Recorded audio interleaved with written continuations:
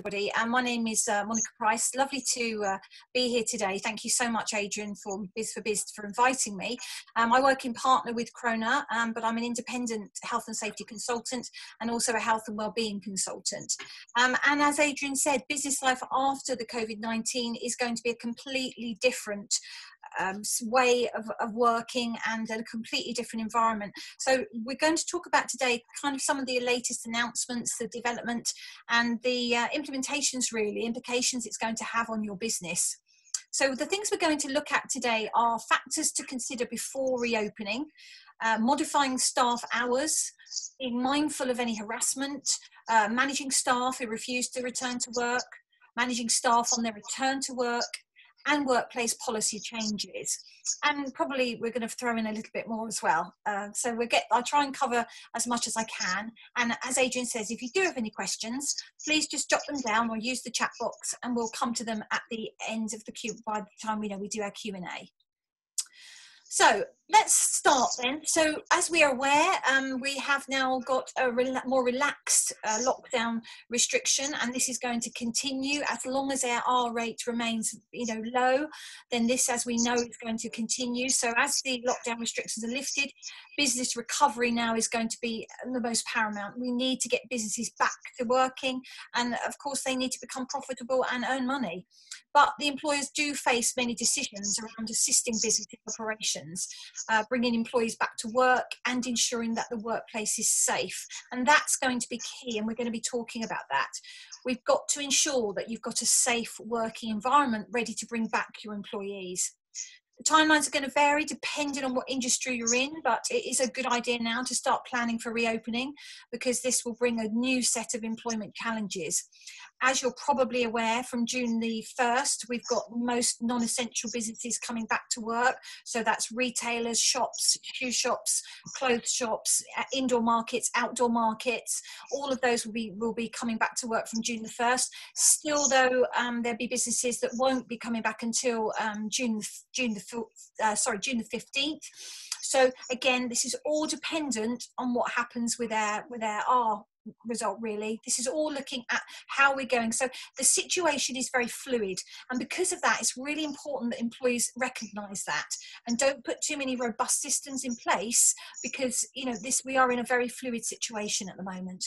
And of course, we need to make sure that you've got precautions in place so that you're not exposed to any legal liability if you haven't got them in place. So factors to consider before you reopen. Well, a first thing you should think about is your employees, of course. Under the Health and Safety at Work Act, you have a legal obligation to take care of their health, safety and welfare. And often the welfare is the thing that's not been really recognised or truly recognised.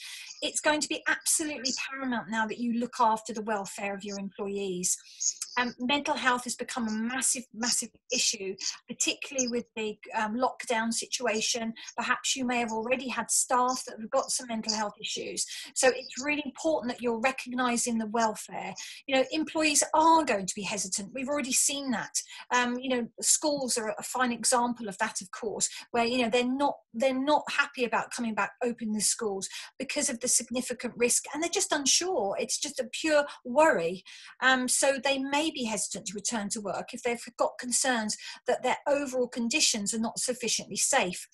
Your return to work plans are going to depend on your location and, of course, your sector. So every single business is going to have a different kind of set of plans, but we've fundamentally got to do a few things that all of you must do, again, which is what we're going to be talking about today.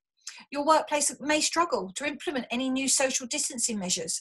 This has been widely discussed, particularly with the hospitality industry. So any bars and restaurants and cafes, which of course we have no known date yet of when they're going to open. We hope it's going to be July, but again, nothing's been confirmed by the government because the situation is so fluid. Parents, think about your staff. Parents may find it difficult to go back to work if schools or daycare centres, remain shut. We need to think about the implication of that.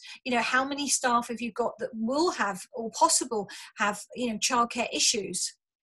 And it is unlikely that all staff will be able to return to once. What we want to see is kind of a staggered approach. So of course, this is going to affect your business, which potentially might affect your profit. So you need to make sure you've got a very robust plan in place to ensure that you're looking after your business, but also equally looking after your employees. So the first thing you need to do when you're thinking about reopening your business, and this is part of the government and HSE, the Health and Safety Executive recommendations, is to conduct a risk assessment. You've got to look at how your business is operating. So you've kind of really got to go into it with a new set of eyes. You've got to walk into your business, and in actual fact, don't even walk into your business. I was working with a client yesterday, and it was a video call, and I asked her to step out of her building. So you need to kind of take a new approach to it. Look at the actual entrance. Look at the ways, you go in and out, your entrance, your egress. You need to think about, do we need markings there? Do you have visitors coming to your premises? Or are you just, a supplier where you have no visitors at all, nobody from the public? So each and every one of you are going to be different. But the risk assessment is the way to ascertain, obviously, your hazards and your risks. So the things that you need to consider, there's kind of 3 steps. You've got to look at the risk factors for infection and infection transmission.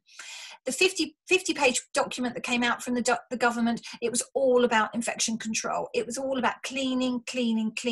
So the first thing you need to consider is who cleans your offices, who cleans your place of work. Is that something that you do, or do you have a contract cleaner perhaps that comes in to do that? Either way, your cleaning regime is going to has to be more robust. So you need to look at how and what facilities you have there already, and then look at how you can do to kind of up that. You almost need to kind of double your cleaning, really. And this starts from the entrance of your building. So you need to be considering how your employees even walk across a car park, where they even have if you've got smokers, where do they all congregate for the smoking area, for instance? That can be an issue. You've got to think about all these things. And the risk assessment is going to be the one place to do all this. You're going to have higher risk factors related to staff health.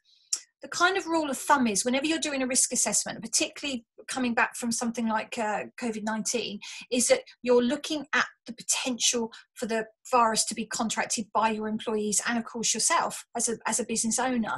So you need to think about places where you've got handheld surfaces that are touched by multiple employees. So, of course, this includes light switches. This includes door handles.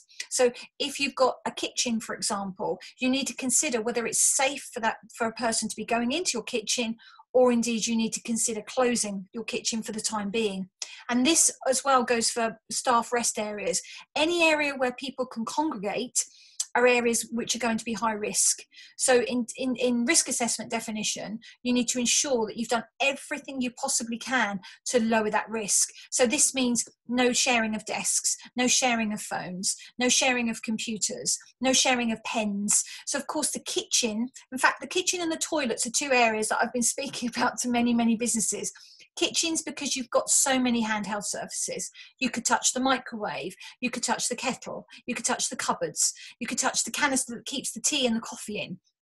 All these things there's going to be too many contaminants. So again, you have to decide as a business whether you feel that this is safe for you to keep your kitchen open, or whether in fact you need to close it temporarily. And that's the key. If you talk to your employees and communicate regularly with them and let them aware that these are the measures you're going to put in place, even if you say, look, we're going to do this for a couple of weeks, let's just get back to work and see how we go. Which is why, as I say, I'll come back to that word fluid. It is a very fluid situation. You also need to think about all the other risk factors. So think about PPE, of course. Think about, perhaps how they're getting to and from. So you need to have clear pathways.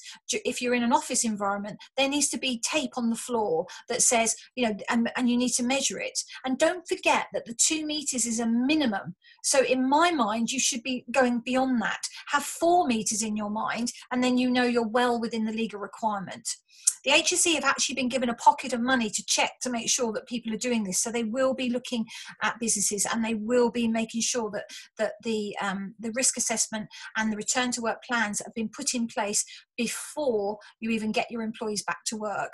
So you've got to take into account the presence of any risks or hazards. So, assess the overall severity of that risk to the employee. If they contract the illness in the course of their work, for instance, you need to be thinking if you've got any drivers. Again, that's another one. Perhaps you share vans, share cars, share laptops. Nothing shared is going to work. That's not going to be our new normal. So you need to come up with ways to do that. And if you're in an office environment, lots of what modern offices now are very open plan. Again, that's not good for the coronavirus. So you need to think about making sure you are at least a minimum of 2 meters. It's really crucial that you remember that the social distancing is the thing that's working. That is the one thing that we know that is going to help us prevent the virus reoccurring, and we go back, which we don't want to do, go back into another phase of lockdown if the R rate goes up. So look at how you can perhaps move your desks around. Look at perhaps talking to your employees about this. Speak to your employees. Chat with them, even while you're doing the risk assessment. Get them involved. Let them see that you're trying to do as much as you can, because what you're trying to do is gain their trust. That's going to be key. And equally, you're going to show them that you value them as a staff member. And if you show your employees that you care about them, that makes them feel valued. And then, of course, in turn, you will retain them. So, and retention of any staff at the moment across any business is really key. So think about, what measures you're going to put in place. So what restrictions or alterations to work roles and tasks, for instance. The government are recommending a staggered work approach. And this can be simply something like you've got somebody coming in at 9, you have other employees coming at 9:15, you have other employees coming in at 9:30. As long as they do the set amount of hours that they're contractually obligated to do so, then that will be fine. But again, it's up to you as a business to ascertain how or what you can do. You may decide to bring some of your workforce back, and maybe some of them are already on furlough. So you may be actually thinking, well, I'm going to leave those on furlough, maybe just for another couple of weeks. But the government, of course, now is recommending that you get your employees back to work, i.e. get them off of the furlough scheme, and you pay them as a normal employer, sorry. So it's really important that you're thinking ahead. Planning is going to be key. You've got to have this increased physical and social distancing. As I've said, that's going to be paramount. So that's one thing you need to think about. Even think about having, own perhaps cleaning equipment for each individual. Think about also water. Water containers that you often see in offices, those are a no-no, because that's a shared point. So do you want to supply bottles of water for your staff, for instance? So all these things need to be taken into account. And of course, any additional infection control measures. So we've got the current hand and respiratory hygiene and protective equipment procedures, but do you need anything else? The mask situation, at the moment we're not being told we have to wear masks, but would masks be an appropriate, perhaps, hygiene and infection control procedure for your business to use? It's up to you as a business. You decide. It's your business. What you're trying to do is almost in your mind, uppermost in your mind, is that you're trying everything you can to protect the health, safety and welfare of your employees. And of course, you've got to have some kind of reporting system. So prompt reporting of personal concerns and contingency plans in case of any enforced withdrawal from the work situation. We don't know. So you need to have plans in place to ensure that if we do go back into lockdown and we do have to close businesses again, which I sincerely hope we don't, but you need to be thinking, what do I do in case we have to? There's many businesses that are actually doing very well. Online businesses, of course, are doing very well. So we've got to be very innovative with our business arrangements now. So that may be something you might have already considered or you're considering. Self-isolation, of course, with return to work only when free from risk. You've got to have the 14 days. This has to be in your policy. Hopefully by now you have a coronavirus policy. You need that in place, and you need to have, as I say, this risk assessment. And of course, you need to have somewhere where they can go and seek medical help. So even if, you don't need it much, this doesn't have to cost you money. All this needs to be done is written and given to your employees so they have a very clear understanding of your expectations of them when they return to work. So you might be thinking, actually, the home working is actually going well. So you should consider which employees may be able to continue to work remotely, as this will allow you to better roll out the social distancing practices for those who cannot work from home. So again, don't bring all your workforce back at the same time. Consider if, perhaps not the non-essential people could perhaps stay at home. But again, it's going to differ from business to business.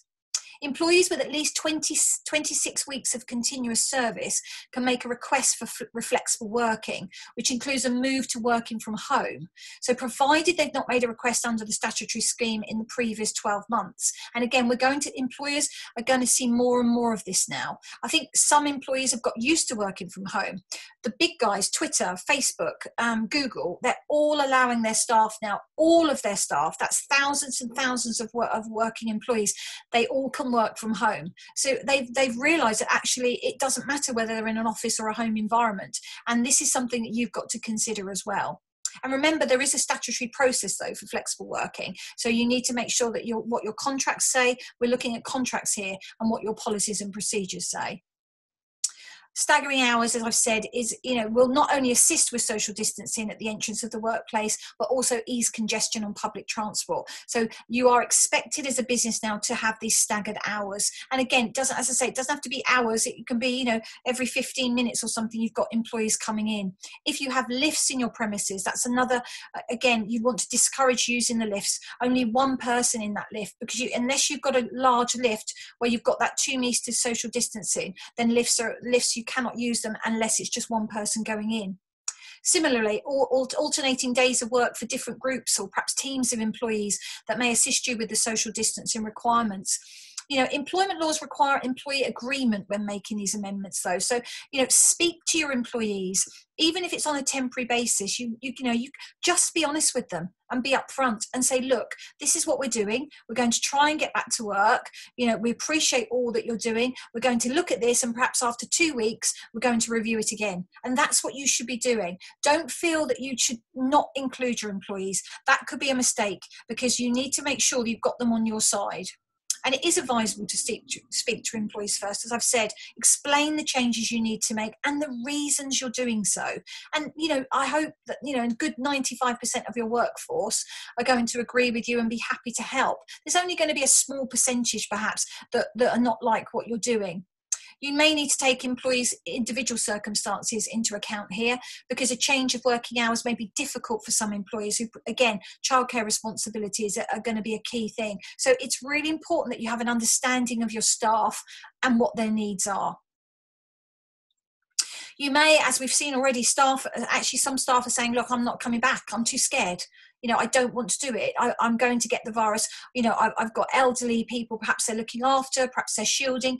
You need to really engage with these staff members and say, look, we're going to reassure you that, we aren't putting you at risk. And this is where you go through your risk assessment. You show them, you demonstrate your commitment to safety by emphasizing your efforts to keep the workplace safe. And that's what you must do. That's why the risk assessment is key. And you should take the specific circumstances of an anxious employee into consideration, because this may be relevant to your decision making. You may have people off already with some kind of mental health condition. So you need to engage with them and make sure that they're happy and they're in a good place to be able to return to work. If an employee still does not want to return to work, well, you may agree to allow a new or perhaps extended period of home working, for example, or arrange for them to take time off as holiday or unpaid leave. If the employee still refuses to attend work, without a valid reason, you may wish to consider disciplinary action, but you have to proceed very carefully here. So you would need to take some advice to see what you were doing. So I'm hoping that's why, if you can engage with your employees right from the very beginning and say, look, we're coming back to work, this is what we'd like to do, engage with them. They're the people who are working in that environment. So they'll know the areas where, well, this is an area actually where we all congregate, perhaps to go and have a cigarette. Actually, this is a door that we always tend to use, even though it's not your main door. So that's why it's always best to, have a chat with them and keep them informed. So what you've got to do is reorganize your workforce, redeploy your staff. That may be an option for some businesses. If your employees are agreeable and can be trained to carry out different duties in more viable parts of the business, then this should certainly be considered. We've seen that already with Dyson, for example, making parts for the parts in the hospital for the ventilators. They've also been making masks. Perspex glass now, lots of businesses have realized that that's something that employers are going to need, and businesses, particularly hospitality, are going to need. So of course they've diversified their business. Again, they've been a bit innovative. So if this is something that you want to consider as a business, then of course you need to get the agreement from your staff. If you think a lack of work is going to be temporary, or you need to lay off, or you need to have some kind of short-term working, perhaps there are measures that might be appropriate for the time being. You could still make use, of course, of the job retention scheme. The government wants to kind of phase that out by the 1st of August, but it's still there, and we're not in June yet, so you can still use it. And you may also consider redundancies. Lots of businesses, unfortunately, are considering redundancies. So again, if this is something you're considering, then you need to make sure that you follow very strict protocol on that. So how do you manage staff with childcare issues? Well, where employees can carry out some or perhaps all of their duties from home, then they're paid accordingly. So they may be working from home, but they're still being paid for you, and they still obviously have all their employment rights. And you in turn have to make sure as an employer that you're looking after their health and safety and welfare. Where employees are unable to work from home, well, they should be encouraged to make alternative childcare arrangements, but this might not be possible for all employees. So you should consider a very temporary, flexible working arrangement to adjust or reduce your working hours and change your working times to assist employees in managing work and increase childcare responsibilities. So parental leave, unpaid, as well as paid annual leave for something, may be a solution, at least in the short term. So you've got options there. So as I say, it's all about communication. Communication is key. You've got to communicate with your staff. You need to make sure that they're aware of everything you're doing. Don't try and hide things or think that by not engaging them, that's actually going to be better. It's not, because at some point you're only putting possibly flexible things in place. And then when you get your employees back to work, you may think, actually, the plans I had in place are actually not working, so we need to change them again.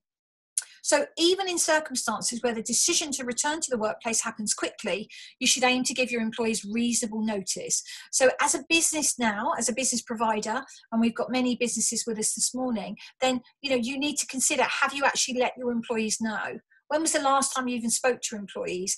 Are you going to be one of these businesses that can open on June the 1st, or are you going to have to wait till later on in June? If you're a hospitality industry, again, it's July, but we haven't got anything concrete. So, but engaging with them and talking to them, again, that makes them feel that they're still part of your business. So that's really important. And employees may have childcare, as I've said, or perhaps they're caring for an elderly relative. So they've got other responsibilities, and a return to the workplace may signify a need for them to make other arrangements. So the longer you give them, the more notice you give them, the better it is for your employees. You also should be aware that some employees may not be in a position to return to work.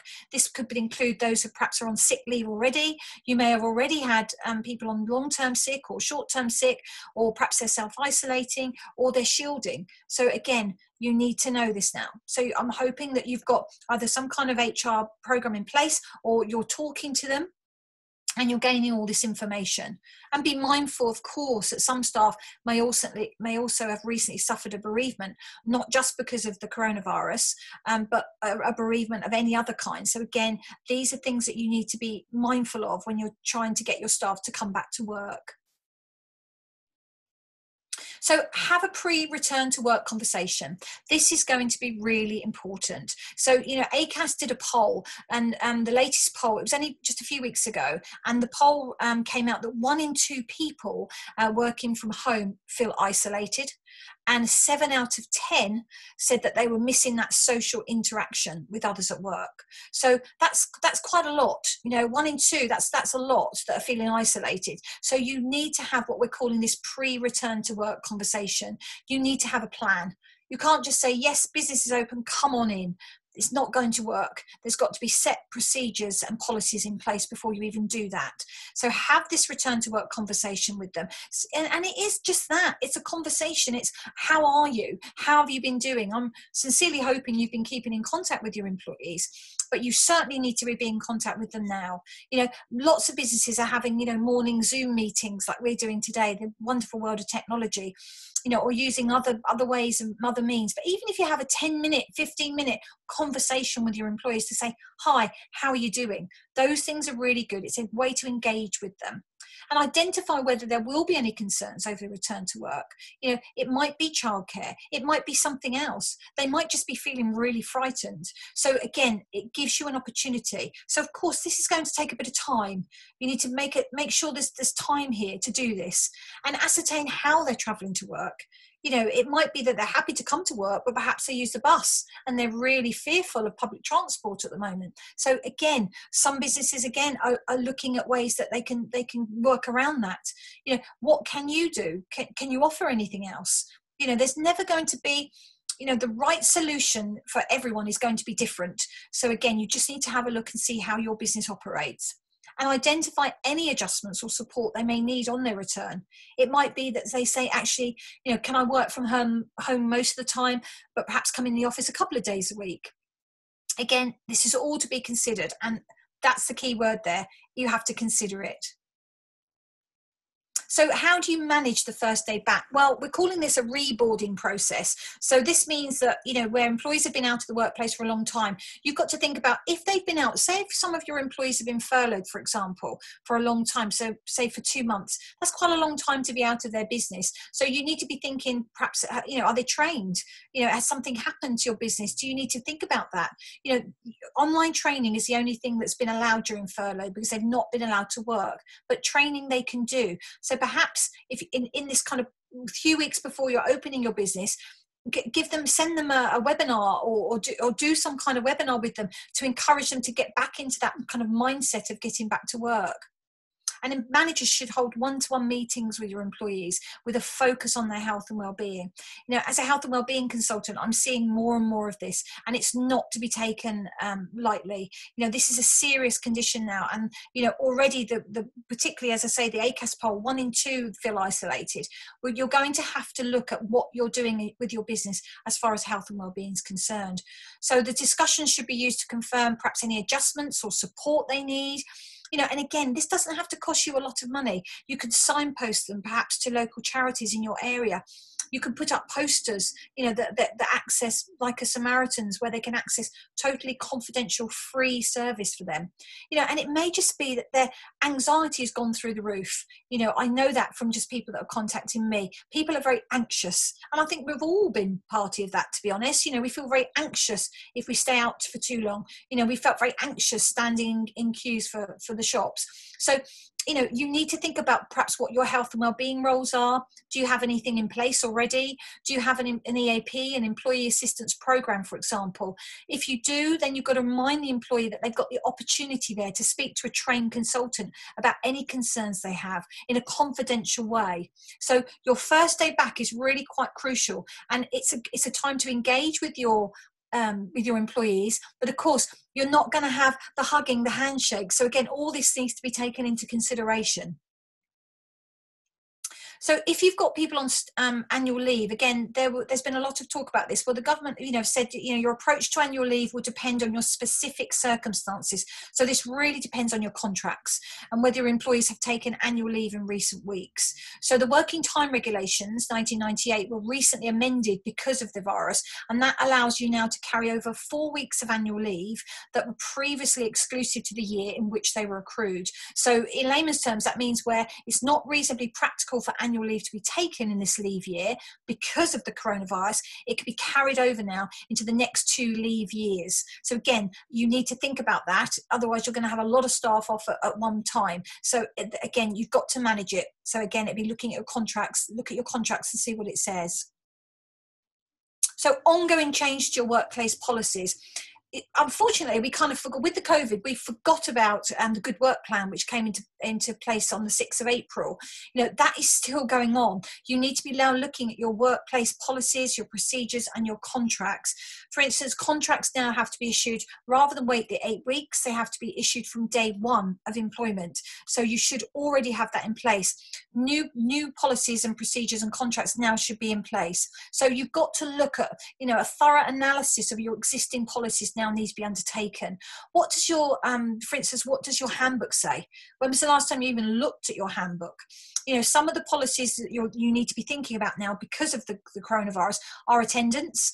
And this is I've just put together kind of a snapshot. Holidays, paid time off, remote working. So you need a working from home policy, absolutely. Their working hours, including the start and the stop times, perhaps any breaks, lunch hours, any flexible hours, staggered work hours. These are all things you need to consider. Timekeeping, including the clock in, clock out procedure, if that's something you have. Leave policies, including your sick leave. Travel policies, including business and personal travel. And information technology and usage.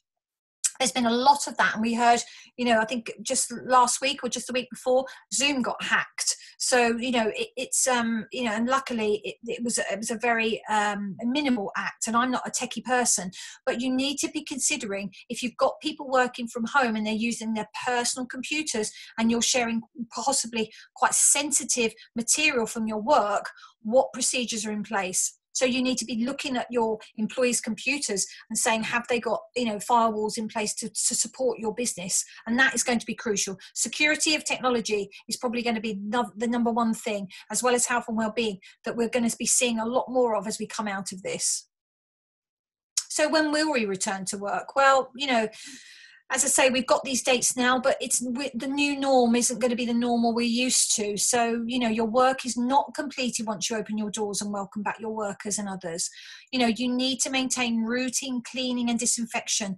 This routine cleaning and disinfection after reopening is going to reduce the potential, of course.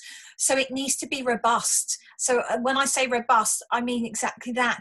Once a day isn't going to be enough for some areas. Think about your toilets, for example. What's happening with your toilets? Do you have a facility? Do you perhaps have a contract cleaner come in? Anywhere where you've got people that are going to share an area, you need to consider what measures you put in place. So, just even by putting a table outside, with hand sanitizer, wipes, disinfectant, again, when you do your risk assessment, you will ascertain, is this a massive risk, or is this something that we're okay? Actually, we've got it covered. We have a cleaner that comes in and we're going to up that cleaning regime.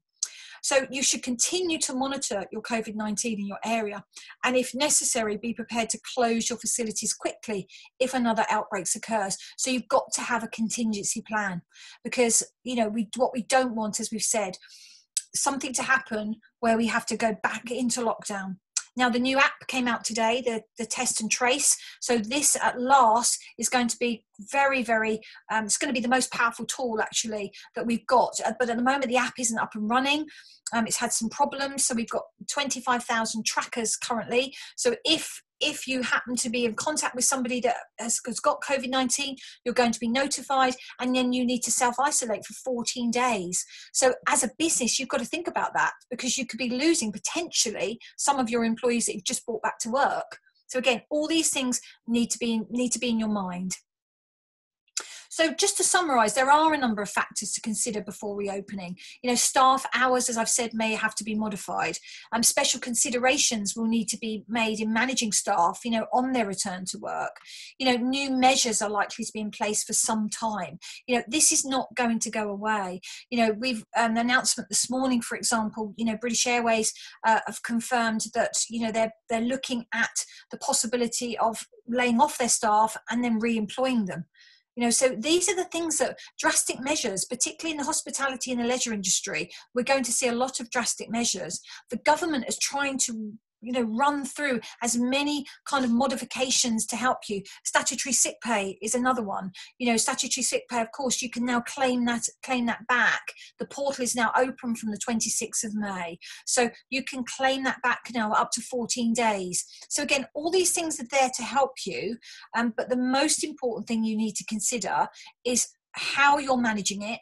So you've got to look at your policies, look at real procedures, look at your contracts, and see if there's anything in there, and there probably is, that you need to be updating. And before we actually, talk about this one, if any of you need any help or advice, it goes without saying, Adrian's been very kind to let me come and talk to you today. But, if you need any help or any advice, or you just want something, you've got perhaps a contract in place and you're not too sure, then of course I'd be happy to look at it. I've been speaking to Andrew about running a health and wellbeing, a mental health and wellbeing webinar. So if you are concerned about the wellbeing of your employees and you've been looking at perhaps the impact of COVID-19, left you and your staff wondering if you have enough provisions in place, don't forget you've been legally obligated to do something about the health and wellbeing. It's in the paper. It's something the government are going to expect. Again, it doesn't need to cost you a lot of money, but you've got to be looking at it. So the whole webinar will be looking at, your approach to it, understanding the effect of COVID-19 on somebody's mental health, spotting the signs of stress, looking at some wellbeing tips and tools, the importance of a healthy diet, and really importantly, the importance of communication. So if you're interested in that webinar, obviously I've put Adrian's details there for you, but you can contact Adrian and, and have a chat with him about it.